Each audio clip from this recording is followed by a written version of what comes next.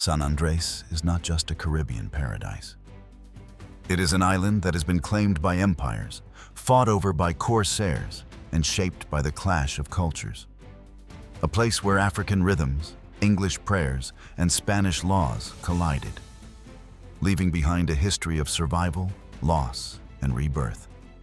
In this video, we will uncover the complete story of San Andrés. Its battles, its people, and its unbroken spirit. Before ships, before flags, before names written on maps, San Andrés was a secret. A small strip of land rising from the heart of the Caribbean Sea, untouched by human footprints. To imagine it then is to step into a world where nature reigned absolute. Wild, unbroken, and eternal. The island was guarded by living walls of coral, vast reefs stretching like submerged fortresses around its shores. These reefs were more than decoration. They were protectors, absorbing the fury of storms, keeping the sea calm near the beaches, and sheltering entire kingdoms of marine life. Tropical fish shimmered like scattered jewels, turtles glided like ancient spirits, and manta rays drifted as if they were wings under the water. Beyond the reefs, the sea darkened into mystery, an endless abyss, home to creatures that rarely felt the sun. On land, forests pressed close to the coast.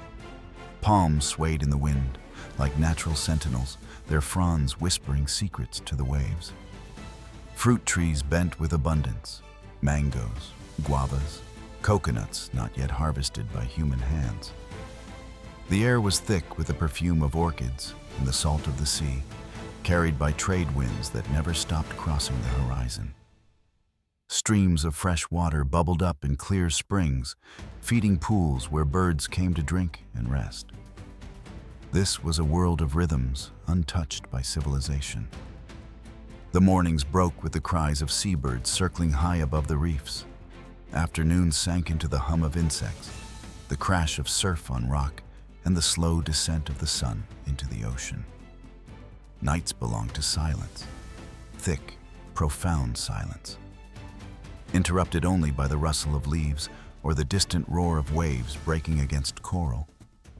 Stars blanketed the sky, and with no fires or lamps to compete, the heavens shone in their raw brilliance, a map of light that seemed to guide destinies yet to come. And yet, even in this untouched Eden, destiny stirred. The island could not remain hidden forever. Across the Caribbean, indigenous peoples were already moving like shadows on the sea.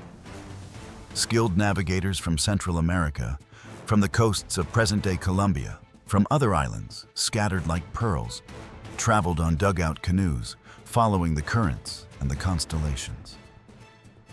For them, the ocean was not a barrier, but a road. Sooner or later, their paddles would cut the silence of San Andrés. But before that first arrival, there was only the island itself, alive, waiting.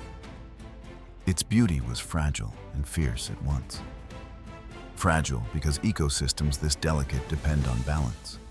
Fierce because storms swept in with terrifying violence, bending palms to the ground and tearing branches from trees. Hurricanes would roar across the island with a power that no human could withstand. And when they passed, San Andrés stood again, scarred but unbroken, just as it would endure centuries of human conflict in the future. The island's solitude gave it a sacred air.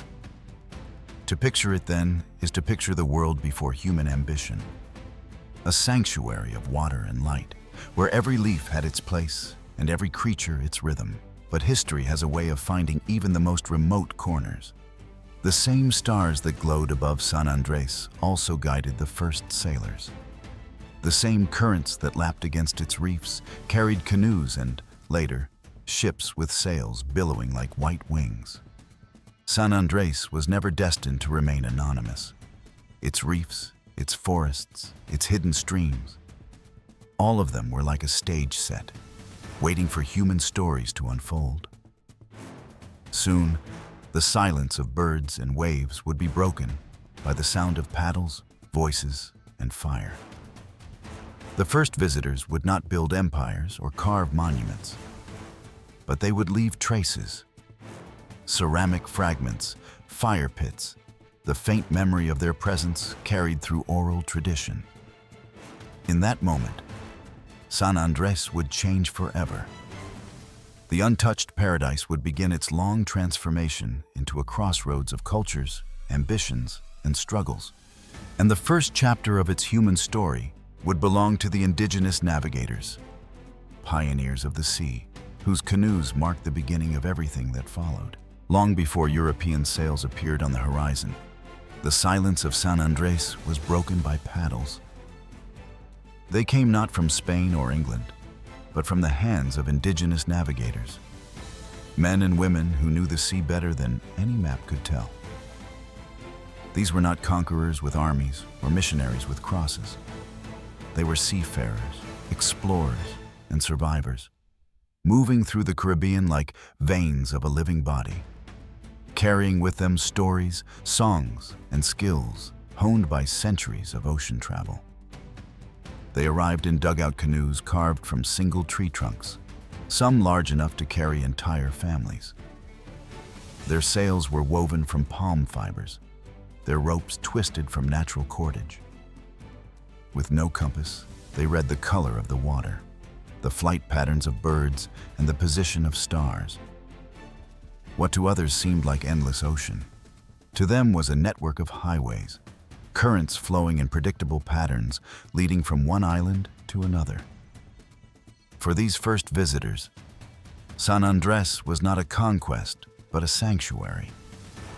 They found here what every navigator sought: fresh water from hidden springs, safe harbors sheltered by reefs, and land that provided food after long journeys.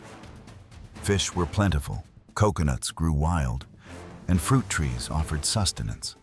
Storms that raged across the Caribbean could be endured with the island as refuge.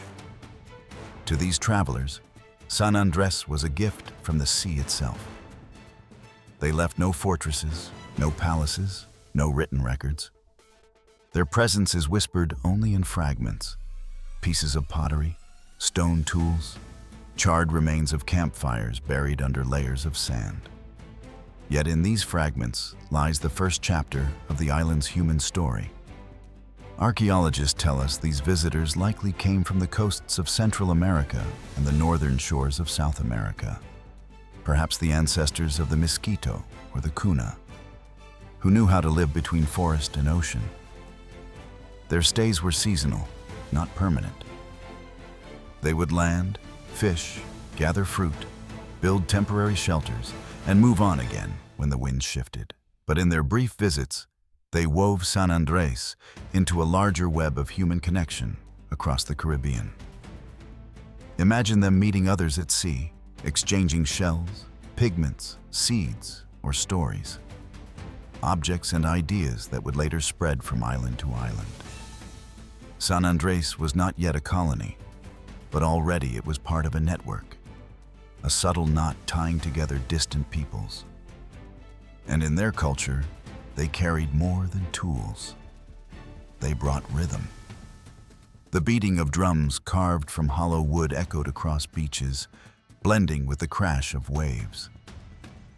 They carried beliefs that every island had a spirit, that reefs were alive, that the sea itself had moods and must be respected.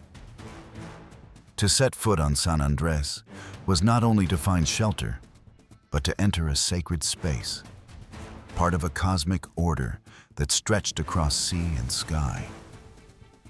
Though they did not remain permanently, their legacy endured. The traces of their presence became the first layer of identity on San Andrés, an island that, even from its earliest encounters, was shaped by the sea and by the movement of people across it. They were the proof that San Andrés was never truly isolated. Even in its most silent centuries, the island was a meeting point, a crossroads waiting to be recognized. But history does not stand still. These gentle arrivals were only the beginning. Beyond the horizon, sails of a different kind were being raised, larger, heavier, carrying men who did not come merely to rest or fish. They came with crowns, with flags, with the hunger for empire. San Andrés, once a secret sanctuary for navigators, was about to be drawn into the maps of Europe, and its destiny would never again be its own. The Caribbean changed forever in 1492. With the voyage of Christopher Columbus, the Sea of Mystery became a theater of ambition. Islands that had been home only to navigators and fishermen were suddenly transformed into stepping stones for empires. Maps, once blank, began to fill with new names. Flags followed. San Andrés, still silent and largely unknown, now stood in the shadow of a storm that would redefine the world. Spain was the first to cast its gaze across these waters. For the Spanish crown, the Caribbean was not simply an exotic frontier. It was the gateway to unimaginable wealth. They searched obsessively for gold, silver, and emeralds, the treasures that could fund wars in Europe and expand their empire.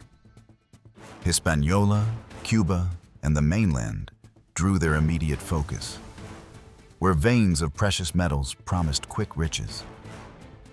Compared to these glittering prizes, San Andrés seemed insignificant. No mines, no grand cities, no temples to loot. To the conquistadors, it was merely another island among hundreds, with nothing more to offer than fish, forests, and beaches. And yet, even as Spain dismissed it, San Andrés did not escape their claim. In those days, to plant a flag was often enough. With sweeping arrogance, Spain declared dominion over all that Columbus had discovered and beyond. Every island, named or unnamed, fell under their authority. San Andrés was marked as part of the Spanish Empire, its fate sealed not by settlement or presence, but by ink on parchment and the ambitions of a distant monarchy. Though the Spanish rarely built on San Andrés, they knew its strategic position.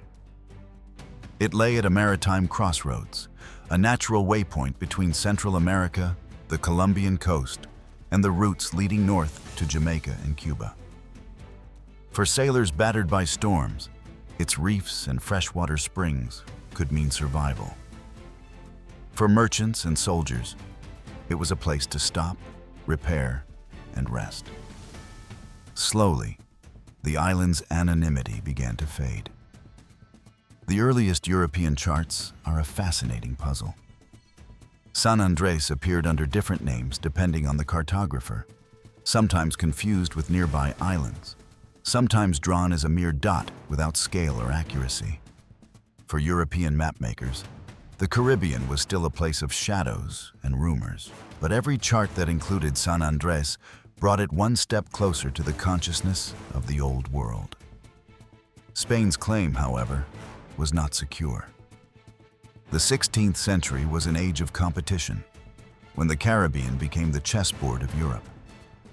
France, Holland, and above all, England, refused to let Spain keep its monopoly. If Spain sought gold, others saw opportunity in the spaces it neglected. San Andrés, overlooked, unfortified, rich only in reefs and forests, was precisely the kind of place where rivals could take root. The irony is striking. What Spain ignored for lacking wealth became valuable precisely because of its emptiness. San Andrés was not filled with soldiers or fortresses. It was vulnerable, open, and perfectly positioned. To corsairs and privateers, men licensed by their crowns to raid Spanish ships, the island was a jewel of a different kind, a hidden base from which to launch attacks, repair ships, and vanish again into the blue. And so the calm that had reigned over San Andrés for centuries was about to shatter. The island's silence, once broken only by waves and the laughter of birds, would soon echo with cannon fire, the clash of steel, and the chants of men swearing allegiance to distant kings. Spain had written San Andrés into its empire, but it had done little to hold it. Others were watching, waiting, and ready to make the island their own. By the mid-17th century, the Caribbean was no longer Spain's quiet backyard.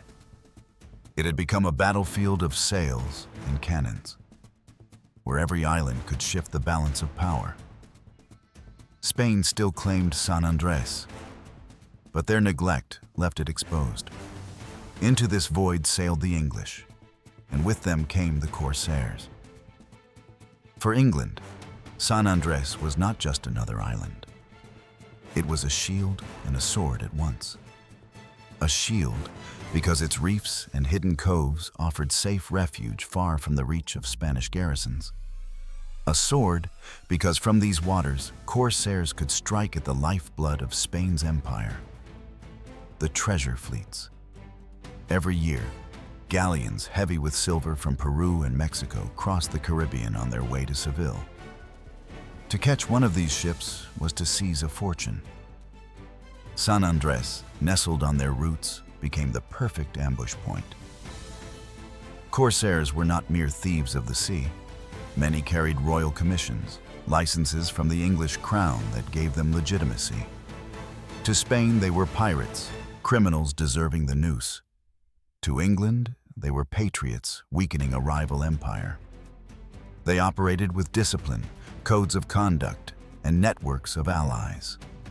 Farmers and settlers traded food with them. Informants passed news of Spanish ships.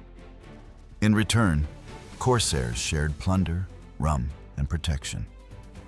On San Andrés, the line between pirate and settler blurred. Ships came not only to fight, but to repair hulls, rest crews, and resupply. The reefs became docks. The forests became shipyards, and the island itself became a living arsenal. Imagine the sight. Sails furled against a turquoise horizon. Blackened cannons hauled onto the sand, men sharpening cutlasses while smoke from cooking fires curled above palm trees. This was not the paradise of untouched nature any longer. It was a staging ground for war. But there was more to the English presence than plunder. Some saw San Andrés as a place to build lives. Small settlements appeared, carved from the fertile soil. Cotton sprouted in clearings, tobacco grew under the sun, and above all, sugar cane, white gold, began to root itself in the earth.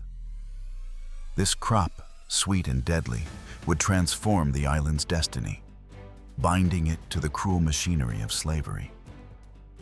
With the English came not only agriculture, but also their faith.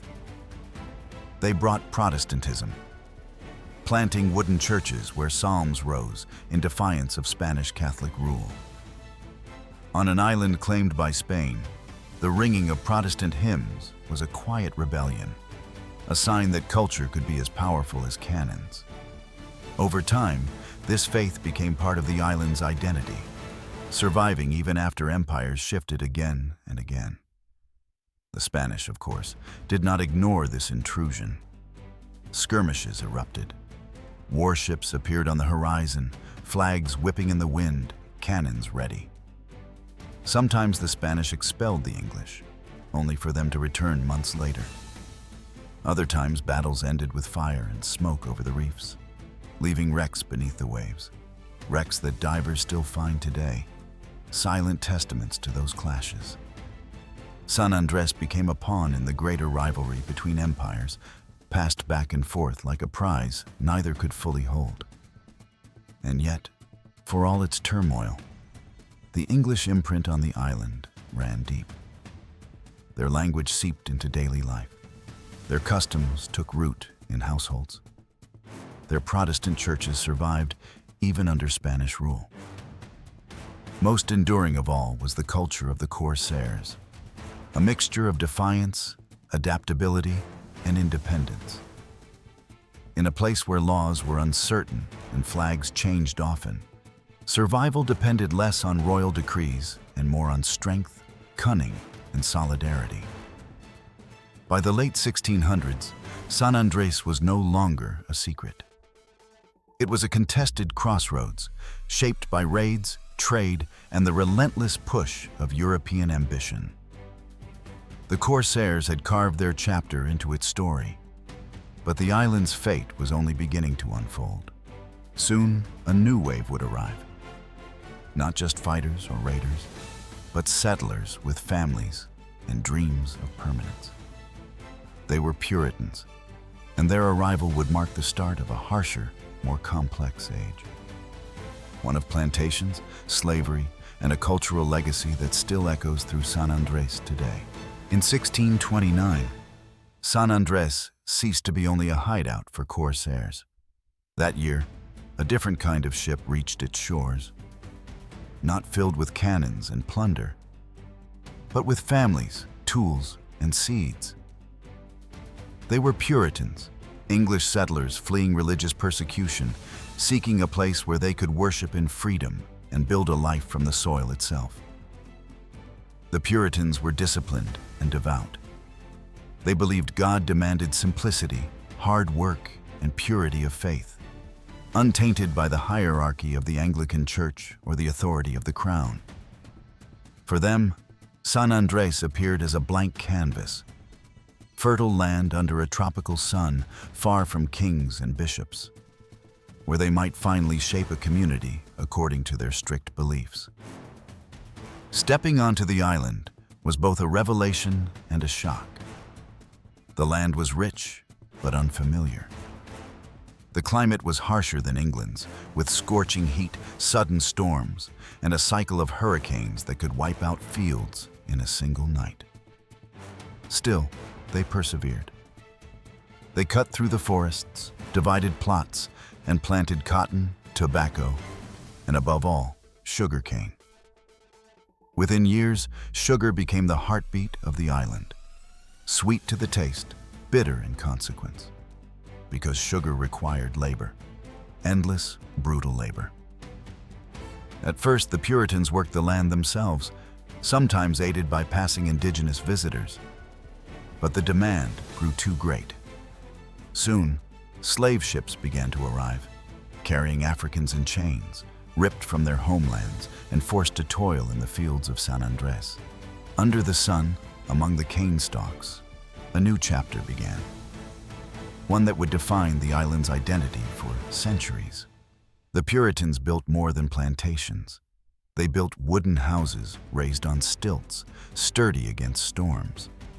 They built paths connecting settlements to the beaches, where boats waited to ship produce toward Jamaica and beyond. Most importantly, they built churches, humble wooden structures where sermons thundered every Sunday, declaring that labor was godly and discipline was salvation.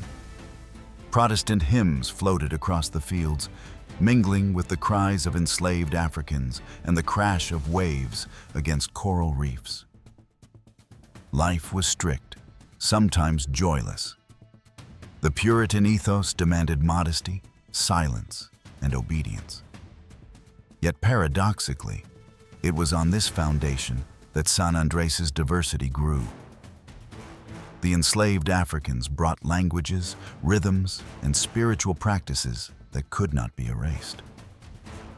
At night, in secret, drums echoed. Songs carried memories of Africa, resisting the attempt to strip identity away.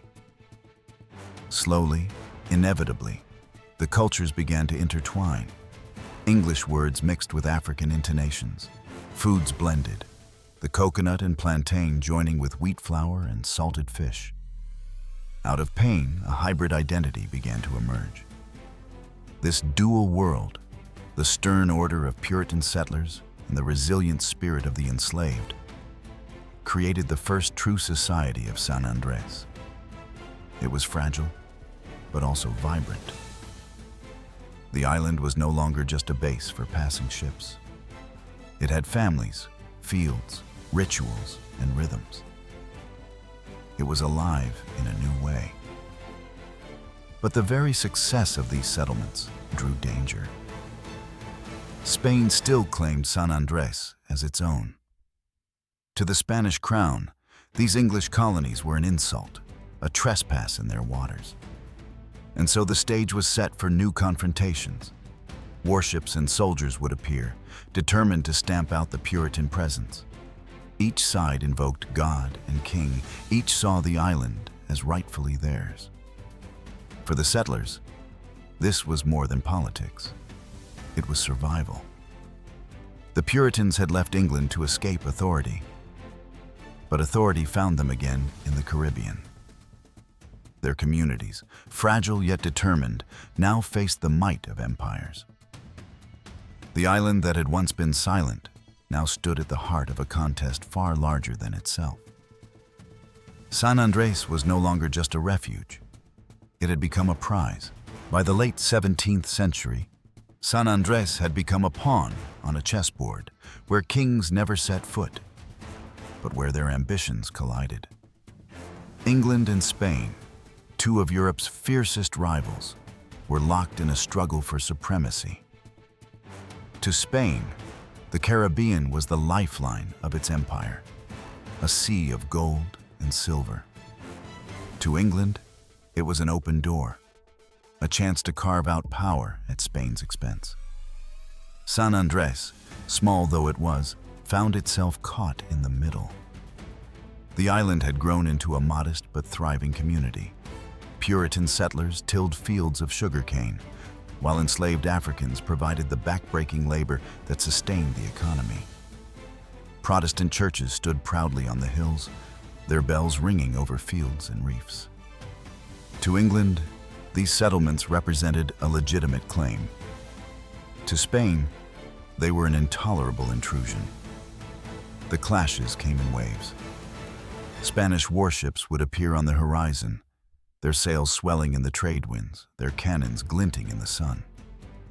They descended upon the island with fire and steel, forcing settlers to flee or submit. Sometimes the Spanish succeeded in clearing San Andrés, raising their flag over the beaches and declaring victory in the name of the crown and the church. But the victories never lasted. As soon as the Spanish withdrew, English settlers and corsairs would return, rebuilding what had been destroyed. Life on the island became a cycle of uncertainty. Each dawn might bring a new ruler. One year taxes were paid in the name of the Spanish king. The next, the laws were written in English. For the islanders, colonists, Africans in bondage, free blacks, and a scattering of native traders, identity became unstable. Which empire did they belong to? Which god commanded their prayers? Catholic Spain imposed Mass, confession, and rosaries. Protestant England demanded psalms, sermons, and austere devotion. For ordinary people, faith itself became a battlefield. This tug of war was not just military or religious, it was cultural. Spanish officials tried to enforce Catholic festivals and the Spanish language, while English settlers clung to their Creole speech and Puritan hymns. African traditions survived in hidden corners, drums and dances that neither empire could erase. San Andrés became a living crossroads, where cultures clashed, mingled, and transformed. In this atmosphere, trust was fragile. Imagine the dread of a family waking at dawn to the sight of strange sails offshore. Would it be English allies bringing supplies, or Spanish soldiers bringing conquest? Would the churches be burned or protected? The plantations spared or seized? Children grew up in a world where flags changed like the wind, where loyalty was less about ideology and more about survival. For Spain, San Andrés was a matter of pride, a symbol of dominion over the Caribbean. For England, it was a stepping stone to break Spanish monopoly. Yet neither side could ever fully secure it. The island was too far from their centers of power, too small to station large garrisons, too stubborn to be tamed. It existed in a perpetual limbo, claimed by both, possessed by neither. And in the midst of this struggle, something deeper was happening. A local identity was being born, neither wholly Spanish nor wholly English, but something distinct. The islanders learned to navigate empire the way their ancestors had navigated the sea. By reading the winds, watching the horizon, and adjusting course when storms came. They became resilient, adaptable, unwilling to vanish no matter which banner flew above their land. But empires, tired of endless skirmishes, would eventually seek resolution. By the late 18th century, far from the reefs and forests of San Andrés, diplomats gathered to ink a treaty that would decide the island's fate on paper, if not in reality. The Treaty of San Lorenzo would change everything, or at least pretend to. By the mid-18th century, the endless tug of war over San Andrés had drained both Spain and England. Skirmishes at sea, raids on plantations, churches burned and rebuilt. It was a cycle without end. Both empires knew they could not waste resources forever on such a small island. Yet neither was willing to admit defeat. And so, in 1786, thousands of miles from the Caribbean, in the quiet chambers of European diplomacy, the Treaty of San Lorenzo was signed. On paper, the agreement seemed simple. England formally recognized Spain's sovereignty over San Andrés and the nearby archipelago. Spain, in return, pledged to respect the property rights of existing settlers, many of whom were English Puritans or their descendants. With ink and signatures, Europe declared that the matter was settled. San Andrés was Spanish. But reality on the island was far more complex. Flags could change, but culture does not yield so easily. The majority of San Andrés' inhabitants spoke English or Creole, attended Protestant churches, and traced their customs not to Madrid, but to Jamaica and other British colonies. Their songs, prayers, and even their food bore little resemblance to the Spanish mainland. For them, the treaty was an abstraction, signed by men in distant capitals who had never felt the salt spray of the Caribbean on their faces. Spain faced a dilemma. To impose Catholicism and Spanish law with force risked rebellion. The settlers were too independent, too rooted in their own ways. So Spain chose a softer approach. Governors and officials were sent to represent the crown, but they often ruled lightly, tolerating Protestant worship and English speech. Taxes were collected, the Spanish flag flew, but daily life remained much the same as before. San Andrés was Spanish in theory, English in character. This uneasy compromise created a society of duality. On Sundays, Protestant hymns still rang from wooden chapels, while Spanish officials observed from a distance. Trade continued with Jamaica, often more actively than with Cartagena or mainland Colombia. Children grew up bilingual, switching between English Creole at home and Spanish when dealing with officials. In kitchens, dishes mixed traditions, coconut rice alongside Spanish stews, plantains fried beside salted cod. It was a cultural balancing act, fragile but enduring, and yet tension simmered. The treaty had not erased suspicion. England, though it had renounced its claims, still watched closely. Spain, though it tolerated diversity, never ceased to dream of fuller control. For the islanders, this meant living between worlds, never fully embraced by either. They were Spanish subjects, but English in soul. Their loyalty was constantly questioned, their future always uncertain. What the Treaty of San Lorenzo truly revealed was the weakness of empires in the face of local identity. Spain and England could argue, sign documents, and draw borders, but on the ground, San Andrés belonged to its people. They were the ones who sang, fished, planted, and prayed. They carried the memory of corsairs and Puritans, the scars of slavery, and the rhythms of Africa. Their culture was not something that could be dictated by treaties. Still, history was moving fast. While San Andrés balanced under Spanish rule, revolutions were spreading like wildfire across the Americas. From Mexico to Argentina, colonies were rising against Madrid, calling for independence. The Caribbean, too, felt the tremors of rebellion. By the early 19th century, a new power was emerging on the horizon, not Spain, not England, but the revolutionary Republic of Gran Colombia. And soon, San Andrés would once again be asked to choose its allegiance, not between kings, but between empires and liberty. The dawn of the 19th century was a time when the Americas burned with revolution. From Mexico to Buenos Aires, colonies rose in defiance of Madrid. The old Spanish Empire, once so vast that the sun never set on it, was crumbling under the weight of wars, taxes, and the cry for freedom. Into this storm was drawn San Andrés, a small island far from the great battlefields, but bound by the same fate. News traveled by sea.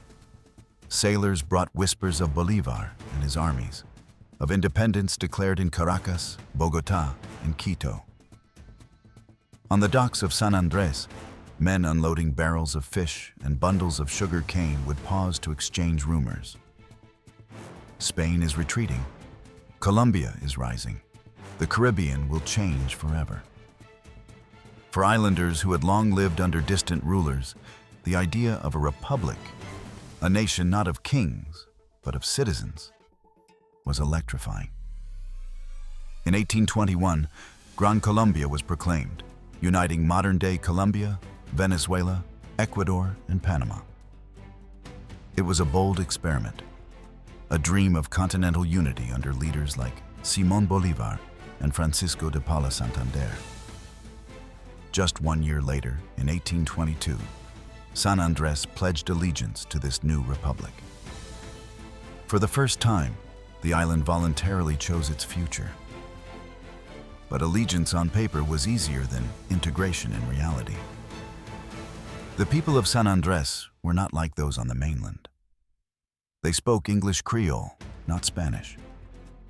They practiced Protestantism, not Catholicism. Their ties of trade and kinship linked them more closely to Jamaica than to Bogotá. Joining Gran Colombia meant embracing a nation whose culture, language, and faith were foreign. And yet, there were compelling reasons to choose the Republic. Spain's empire was collapsing. To cling to Madrid was to cling to a sinking ship. Gran Colombia, meanwhile, offered protection against renewed English ambitions and promised the ideals of liberty and equality. For the leaders of the Republic, San Andrés was too strategically important to ignore. Its location made it a natural outpost for watching the sea lanes of the Caribbean, a sentinel of the ocean guarding routes between Central and South America. Still, for ordinary islanders, the transition was fraught. Imagine a Puritan-descended farmer, his family's Bible in English, now being told his children must learn Spanish in school. Imagine a fisherman whose trade routes were with Jamaica, now asked to pay taxes to Bogotá.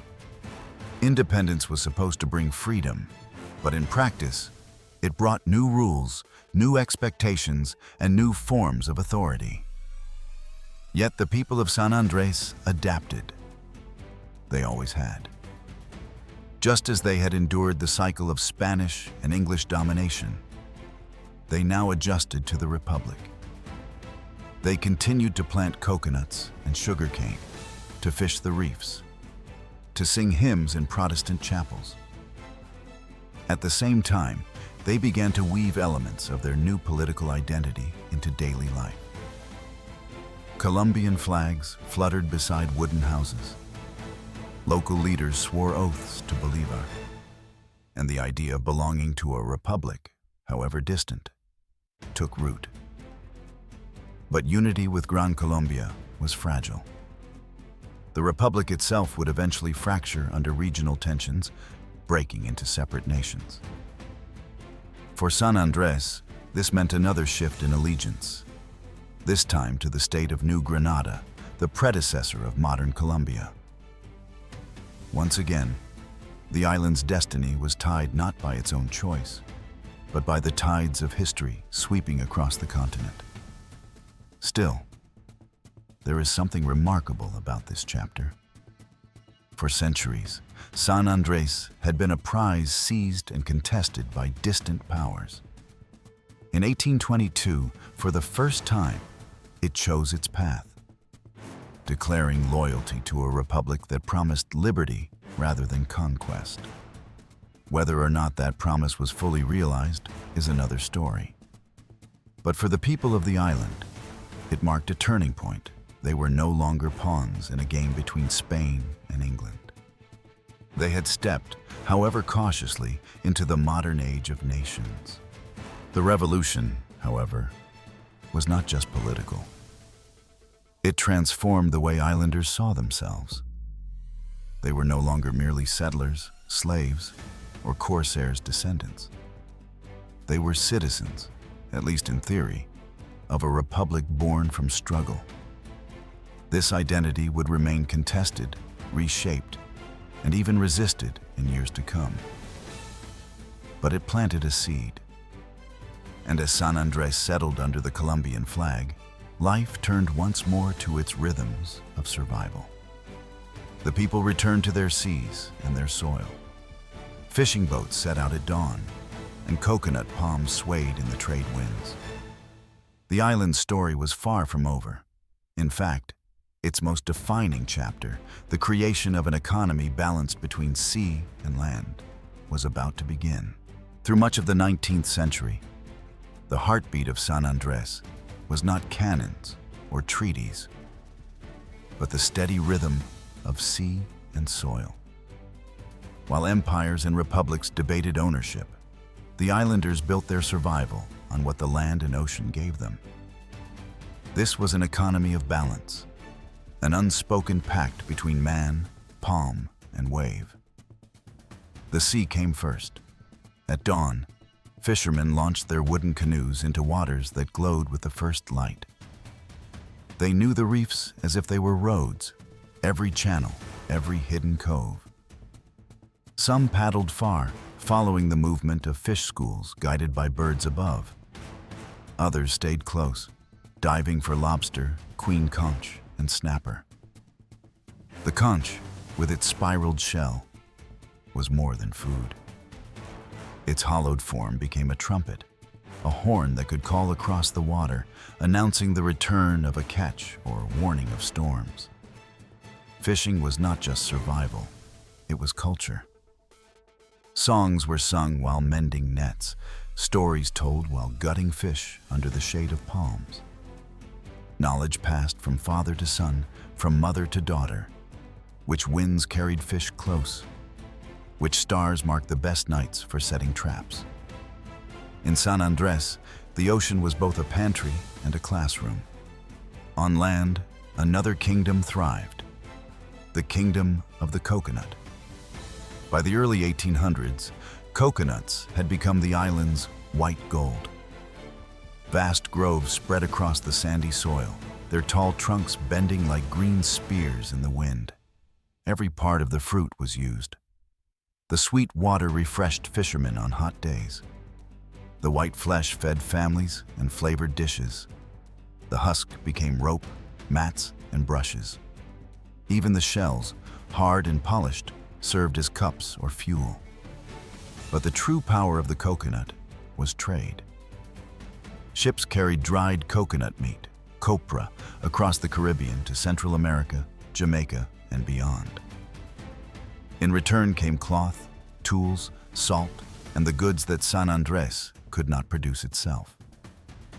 The humble nut linked the island to the wider world, turning it from an isolated dot into a node in the Caribbean's vast commercial web. This economy was simple, but it was resilient. Where other colonies depended on distant markets or single exports like sugar, San Andrés relied on a blend of sea and soil. Fishing balanced farming, farming balanced trade. Together, They created a self-sufficiency that gave the islanders pride and independence. They could endure wars on the mainland, political upheavals in Bogota, or storms that swept through the Caribbean. As long as the reefs yielded fish and the palms bore fruit, life could go on. Daily life reflected this balance. Meals were a fusion of both worlds. Fish stewed in coconut milk, plantains fried in oil pressed from the nut, yams roasted beside lobster tails. Work was woven into community. Harvesting coconuts often meant entire families gathering under the trees, singing as they cracked open shells.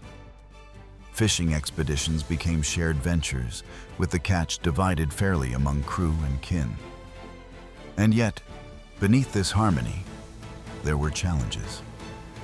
Hurricanes could devastate coconut groves overnight, ripping palms from the ground and scattering years of labor into the sea. Diseases sometimes wiped out entire harvests. At sea, overfishing or shifts in currents could leave nets empty. Island life was a constant negotiation with nature, one that demanded humility as much as skill. Still, it was during this period that the unique identity of San Andrés solidified. The blending of African, English, and Spanish traditions was felt in every corner of life. African descendants, once enslaved, became skilled farmers and fishermen, infusing songs and rhythms into labor. English Puritan traditions remained in church life, sermons echoing in wooden chapels. Spanish influence lingered through language, governance, and trade. Out of these layers, the island's culture, neither fully one nor the other, emerged strong and distinct. Travelers who came in the 19th century often remarked on the island's abundance, its ability to sustain itself from both land and sea. To outsiders, San Andrés was small and remote. To its people, it was rich, a place where every coconut, every fish, every grain of sand carried memory and meaning. But change was on the horizon. The world was entering a new era of global commerce, and even this balanced economy could not remain untouched. Trade routes would shift. Demand for new crops would rise, and the humble coconut, though powerful, would not protect the island forever. In time, San Andrés would open itself not just to merchants and fishermen, but to travelers, tourists who came not for survival, but for paradise. Yet before that transformation, another foundation was being laid. Beyond economics, beyond trade, it was culture, especially the Afro-Caribbean influence, that would leave the deepest mark. The rhythm of drums, the flavors of food, the blending of tongues, these would become the soul of San Andrés, shaping its identity long after empires and crops had changed. If the sea and the coconut defined the economy of San Andrés, it was the people of African descent who defined its soul. Brought in chains across the Atlantic, enslaved Africans endured the back-breaking work of sugar and coconut plantations. But in the nights, in the rhythms of drums and the flavors of food, they wove threads of memory that would one day become the very identity of the island. The legacy began in suffering. Men and women from distant African coasts arrived bound and brutalized, forced to labor under the scorching sun. Their bodies were broken for the wealth of others, but their spirits refused to be erased.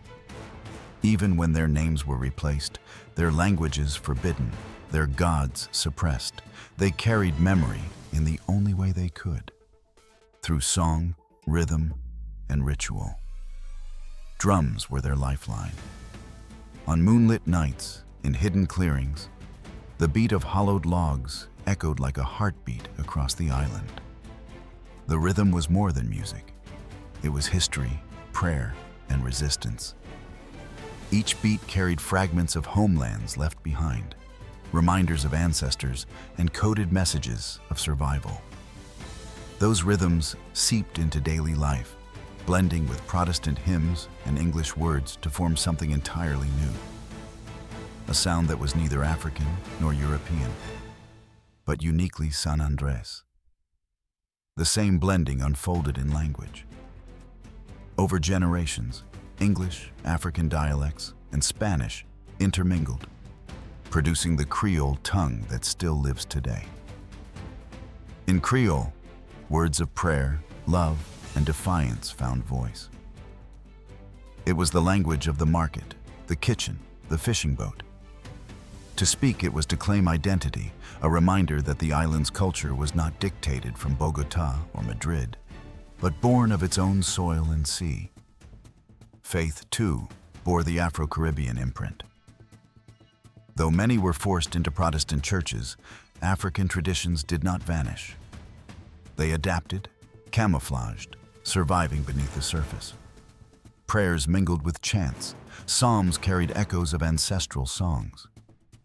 A spiritual fusion emerged. Christian in form, African in heartbeat, where the divine was felt not only in chapels, but also in the wind, the ocean, and the trees. And then there was food, the most immediate and enduring marker of culture.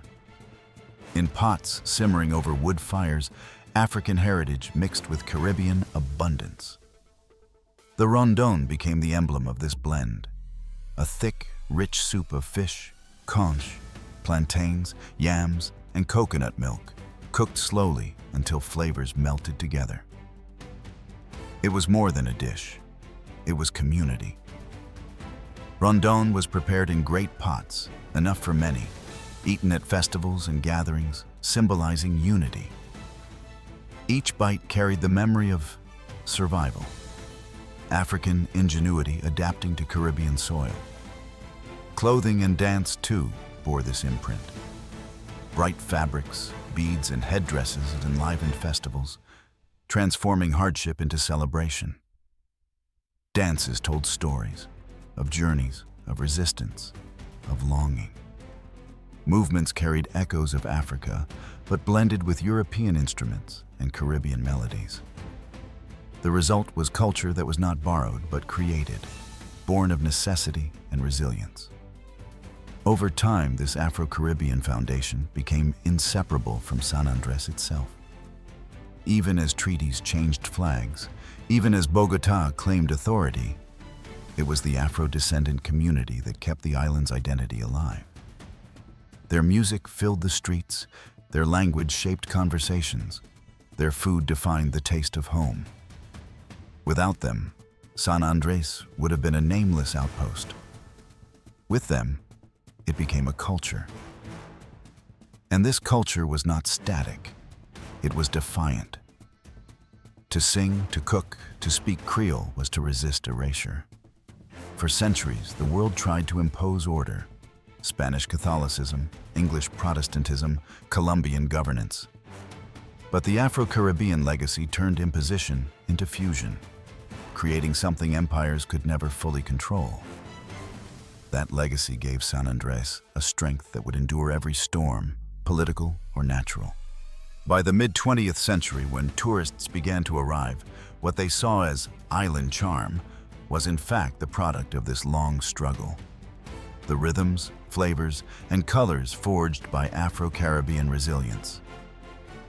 Reggae and calypso floated through the streets. Women sold dishes infused with coconut and spice.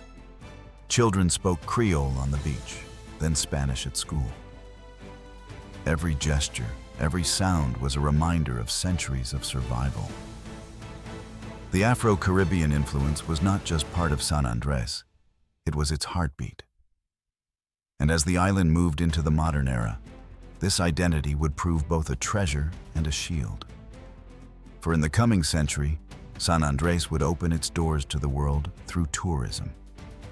And it was this culture, bright, defiant, unbreakable, that would captivate visitors while reminding islanders of who they truly were. By the early 20th century, San Andrés was still a world defined by fishing nets and coconut groves. Life moved at the rhythm of tides and harvests, much as it had for centuries. But the outside world was shrinking. Steamships crossed oceans faster than ever. Airplanes began stitching continents together. And in this new age of travel, San Andrés, long a forgotten outpost, suddenly became visible. At first, the arrivals were rare. Adventurers, diplomats, merchants who had heard whispers of an island with waters so clear you could see the reefs from the sky. They came curious, and they left enchanted. San Andrés was not Havana, not Kingston, not Cartagena. It was quieter, more intimate, a paradise that seemed untouched. Word spread. Then came the ships. Passenger vessels, no longer just carrying cargo, began to include San Andrés on their routes. Wealthy Colombians and foreigners seeking escape found themselves on beaches where sand glowed like powdered coral and the sea shimmered in 7 colors, from turquoise shallows to indigo depths. Soon, small aircraft followed, landing on crude runways carved from palm groves. With each arrival, the silence of the island was replaced by laughter, footsteps, and the hum of engines. Tourism began modestly. Families opened their wooden houses to visitors, transforming spare rooms into boarding lodges. Women cooked traditional meals, rondon, coconut rice, fried fish, for curious guests who tasted the island's history without knowing it. Fishermen turned their boats into tour vessels, guiding strangers to the cays and reefs they had known since childhood. What had once been subsistence now became service. The reef, once a fortress of protection, became a spectacle. Visitors donned goggles and marveled at coral gardens alive with fish, turtles, and rays. For islanders, what had always been ordinary life became extraordinary to outsiders. Even the sound of drums, once an echo of African survival, became part of the attraction, a music that seemed to embody the very soul of the Caribbean. But tourism was not just a gift. It was a transformation. Money flowed in, and with it, change. Small inns became hotels. Boats became fleets. Shops selling coconuts and fish began to stock souvenirs and imported goods. English Creole, once the intimate language of the island, now mingled with Spanish and English spoken by visitors. San Andrés was no longer just living for itself. It was performing, in part, for the gaze of others. This new economy brought both prosperity and tension. For many families, tourism was an opportunity to earn more, to educate their children, to connect with the world beyond the horizon. But it also meant dependence. The island, once self-sufficient, now relied heavily on outside money. A bad season, a political crisis, or a storm that scared away visitors could mean hardship overnight. Socially, too, the changes were deep. Islanders began to dress differently, to adopt fashions brought by travelers. Young people picked up new slang, new music, new habits. Some elders worried that the soul of the island, the language, the traditions, the respect for land and sea, would be lost in the rush to please outsiders. Others saw it as inevitable, even necessary.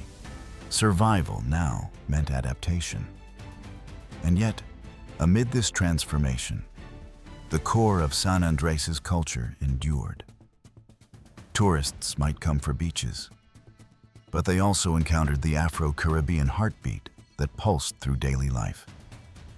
The hospitality was not an invention for visitors. It was rooted in centuries of communal survival. The music played at festivals was not staged. It was the real sound of identity, now simply amplified. Tourism reshaped the island, but it did not erase its essence. By mid-century, San Andrés had stepped firmly into modernity. Its name appeared in travel brochures, its images in magazines. To outsiders, it was paradise. To islanders, it was both blessing and burden. A chance for prosperity, but also a reminder that their fragile world was now exposed to forces far beyond their control. And then, in 1953, everything changed again. Colombia's government declared San Andrés a Puerto Libre, a free port. The island that had once survived on coconuts and fish, that had recently discovered tourism, was now thrust into the world of global commerce. With that decision, San Andrés' economy and destiny would be rewritten once more. In 1953, a single decree from Bogotá changed San Andrés forever. The Colombian government, seeking to strengthen its presence in the Caribbean and open new avenues of trade, declared the island a Puerto Libre, a free port. With the stroke of a pen, taxes on imported goods were slashed or eliminated. San Andrés was no longer just a quiet tourist paradise or a coconut economy. Overnight, it became a magnet for commerce. The transformation was immediate. Ships began to arrive not only with travelers, but with cargo holds heavy with merchandise from every corner of the globe. Fabrics from Europe, perfumes from France, Swiss watches, American radios, liquor from the Caribbean, all poured into the island. What had once been humble wooden shops selling coconuts and fish now turned into bustling storefronts crammed with imported goods. Streets that had once echoed with the sounds of drums and waves now pulsed with the chatter of bargaining and the clinking of coins. For locals, this shift was both exhilarating and disorienting. Families who had lived for generations by fishing or harvesting coconuts suddenly found new livelihoods as merchants. A fisherman might convert his boat into a vessel for transporting goods. A farmer's family might open a shop. Young people, once destined for the fields or reefs, learned the art of sales, accounting, and customer service. Prosperity, once measured in coconuts and catches, was now counted in imported watches, fabrics, and appliances. Tourism and trade began to merge. Visitors came not only to enjoy the sea, but to shop. San Andrés became known across Colombia and neighboring countries as the place where luxury could be bought at affordable prices. For many Colombians, a trip to San Andrés meant returning with a suitcase full of goods unavailable or too costly on the mainland. The island's airports and docks grew busier by the day, a whirl of travelers, traders, and dreamers. But prosperity came at a cost.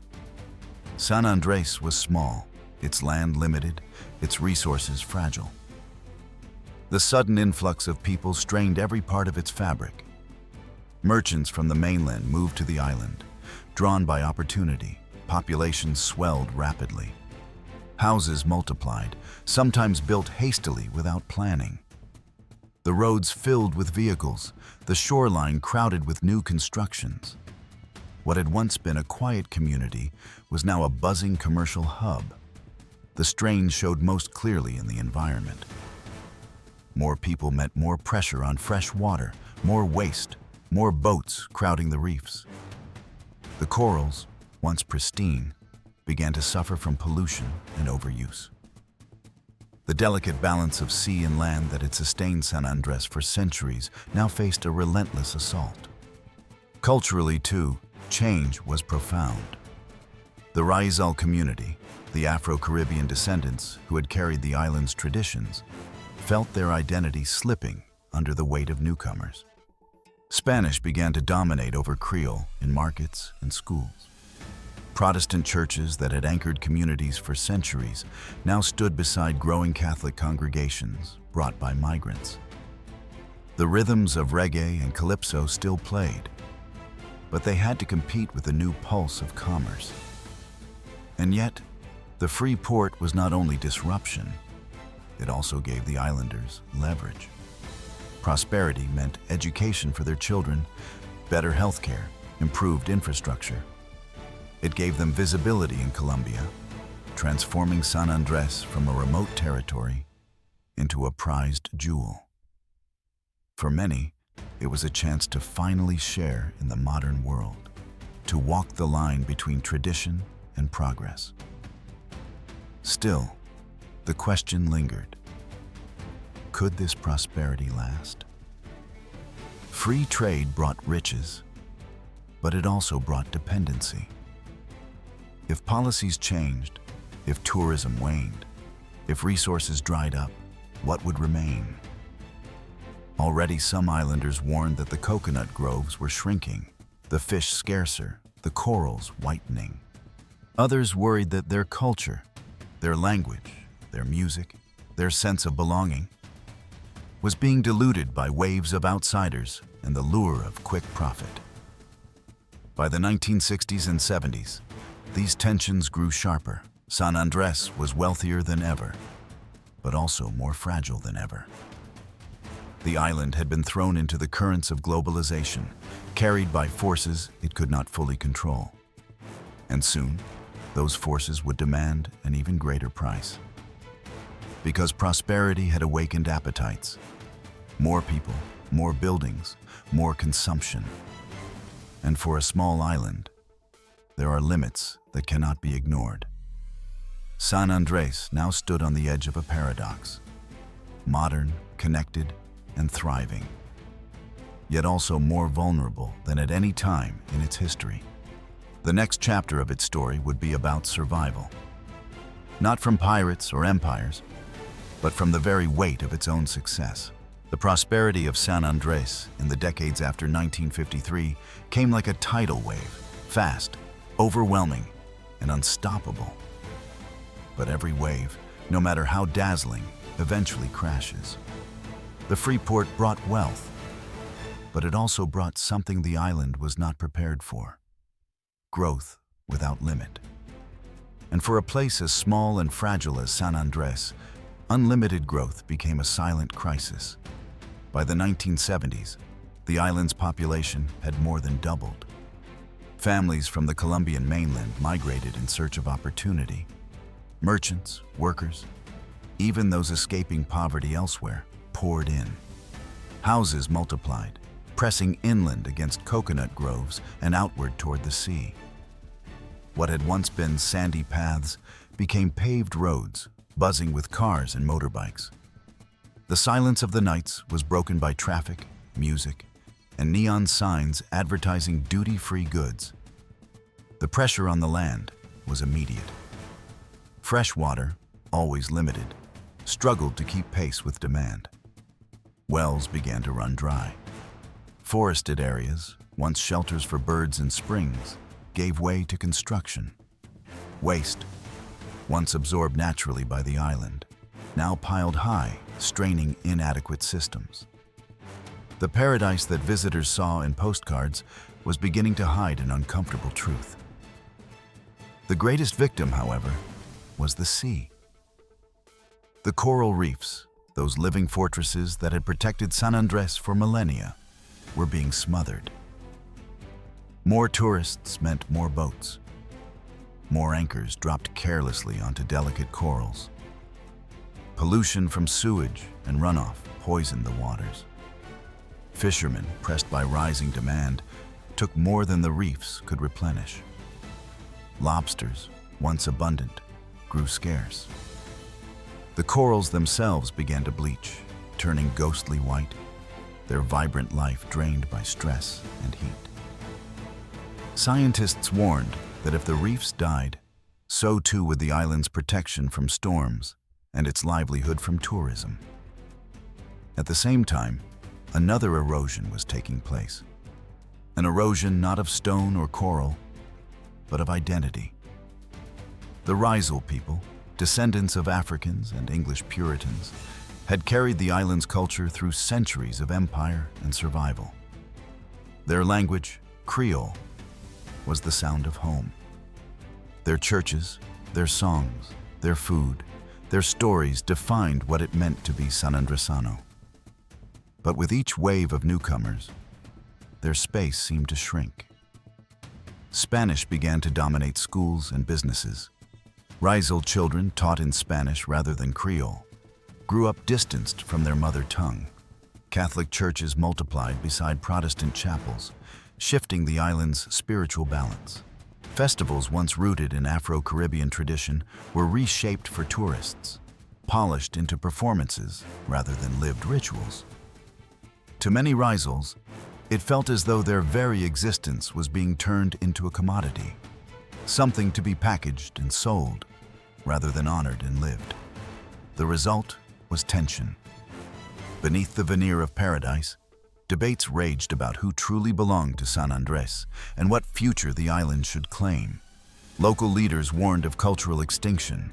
Activists demanded recognition of Rizal rights, the protection of language and traditions, and greater control over land that was being bought and sold by outsiders. Their voices carried the same urgency as the waves striking the reef. If nothing changed, something precious would be lost forever. And yet, resistance stirred. Community groups began teaching Creole to younger generations, insisting that language was a form of survival. Churches blended tradition with modern outreach, keeping the old hymns alive. Environmentalists, many of them young islanders, organized beach cleanups, reef conservation projects, and campaigns against destructive fishing practices. In classrooms, teachers reminded students that the island's true wealth was not in imported goods, but in its sea, its culture, its people. The struggle to balance modernity and preservation became the defining question of San Andrés in the late 20th century. Could the island embrace prosperity without losing its soul? Could it welcome tourists and merchants while protecting reefs and forests? Could it grow without forgetting the Rizals who had kept its history alive? These questions had no easy answers. But they became more urgent when a new challenge emerged. Not from within, but from beyond the horizon. Nicaragua, San Andrés' neighbor across the sea, laid claim to the waters surrounding the island. Suddenly, the Rizals' fishing grounds, their livelihood for generations, were under threat not just from environmental collapse, but from international dispute. The story of San Andrés was about to move from the reefs to the courtrooms of the world. For centuries, San Andrés had lived under the tug-of-war of empires. By the late 20th century, the flags had settled. Colombia's tricolor flew steadily over the island. But peace was an illusion. The next conflict would not be waged with cannons or corsairs. It would be fought with maps, treaties, and international courts. The waters surrounding San Andrés are vast, stretching like a blue halo around the island. For the Rizal people, those waters were not abstract lines on a chart, they were home. Every reef, every fishing ground carried memory. A grandfather teaching his grandson how to set traps for lobster. Families paddling out at dawn, casting nets where their ancestors had cast them centuries before. To lose those waters would be to lose not just food or income, but identity. Nicaragua, lying just across the horizon, claimed those seas as its own. Their argument was geography. The waters were closer to their mainland than to Colombia's distant coast. Colombia, however, pointed to history. San Andrés had sworn loyalty in 1822, and for generations, Colombia had governed and protected it. Both sides refused to yield. In 2001, Nicaragua took the dispute to the International Court of Justice in The Hague. For more than a decade, lawyers argued over centuries-old maps, treaties, and colonial claims. But while governments debated, life on the island went on, though shadowed by uncertainty. Fishermen feared that a decision could cut off their access to traditional grounds. Merchants worried that instability might deter tourists. The sea, once a source of abundance, had become a battlefield once again. In 2012, the court delivered its verdict. It confirmed Colombia's sovereignty over San Andrés and the neighboring islands of Providencia and Santa Catalina. But it also redrew maritime boundaries, granting Nicaragua a large swath of surrounding waters. The judgment was a shock.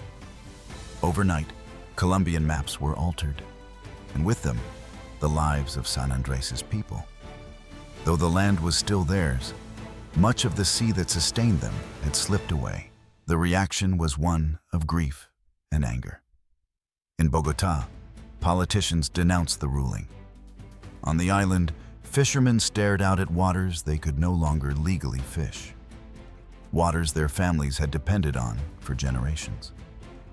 To them, the court's decision was not justice, but exile from their own sea. Yet even in this loss, San Andrés endured. The islanders adapted as they always had. New fishing regulations were negotiated. Environmental protections were strengthened. And though the dispute remains a sore wound, renewed by occasional flare-ups between Colombia and Nicaragua, the people of San Andrés continue to live, fish, sing, and pray, as they always have. Today, the island is both paradise and paradox.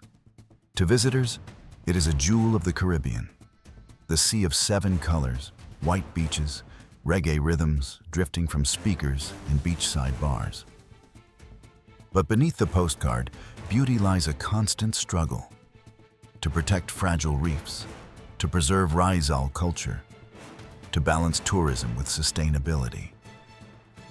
Walk its streets, and you will hear 3 languages: Spanish, the official tongue of Colombia; English, the inheritance of Puritan settlers and colonial trade; and Creole, the voice of the Rizal's soul. In the markets, women sell fried fish and coconut rice. Children laugh in Creole as they chase each other through narrow alleys. On Sundays, Protestant hymns rise from chapels while Catholic bells ring nearby. The layers of history still live side by side, each claiming its space. San Andrés remains suspended between worlds: Latin America and the Caribbean, modern commerce and ancient tradition, national sovereignty and cultural independence. Its story is not one of conquest or defeat, but of survival.